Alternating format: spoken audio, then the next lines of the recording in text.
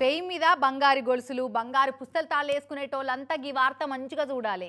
మీ ఒంటి మీద ఉన్న బంగారాన్ని మీ అంతటా మీరు కాపాడుకునే శక్తి ఉంటేనే గా వేసుకోర్రి, లేదంటే తీసి ఓరగ పెట్టుకోర్రి.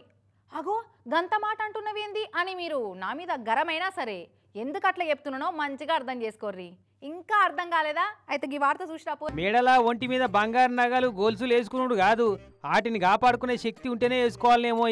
ఇగో ఢిల్లీలో ప్రహ్లాద్పూర్లో ఉండే ఈ పెద్ద మనిషిని చూడు, ఇంటి ముంగట కుర్చీ వేసుకొని కాలు మీద కాలేసుకొని నిమ్మలంగా ఫోన్ చూసుకుంటా కూసుకుండు. ఇంతలోనేమో దొంగ బద్మాషుడు వచ్చి ఏదో అడ్రస్ అడుగుతున్నట్టు చేసిండు. నిజంగానే ఏదో అడ్రస్ కోసం వచ్చిండేమో పిల్లగాడు పాపం అనుకొని ఏదో చెప్పబోతే మెడలున్న గొలుసును లటుక్కున గుంజి పెద్ద మనిషిని కింద పడిచి పోతూనే ఉండవాడు.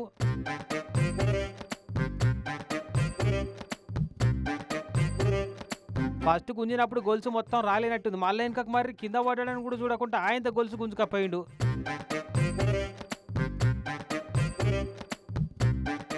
వాని చేతులు ఇరిగిపోను.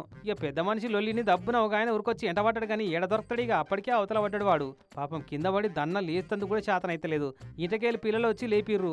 అయితే ఇసొంటి దొంగతనాలు కొత్త కాదు, బంగారం ఎత్తుకపోవడం ముచ్చట కూడా కొత్త కాదు. కానీ బంగారం రేటు పెరిగిన కాడికెళ్ళి శాతగాని పెద్ద మనుషులే గొలుసు దొంగల టార్గెట్ అవుతున్నారు కాబట్టి జర పైలంగా ఉంటారని చూపెడుతున్నాం. మల్లో మల్క ఎవడన్నా దగ్గరకు వచ్చి నీళ్ళు అడిగినా, అడ్రస్ అడిగినా, ఇంకోటి అడిగినా వెంటనే హుషారు కావాలి, వానికి దూరంగా జరగాలి. అందుకే చెప్తున్నాం ముచ్చట.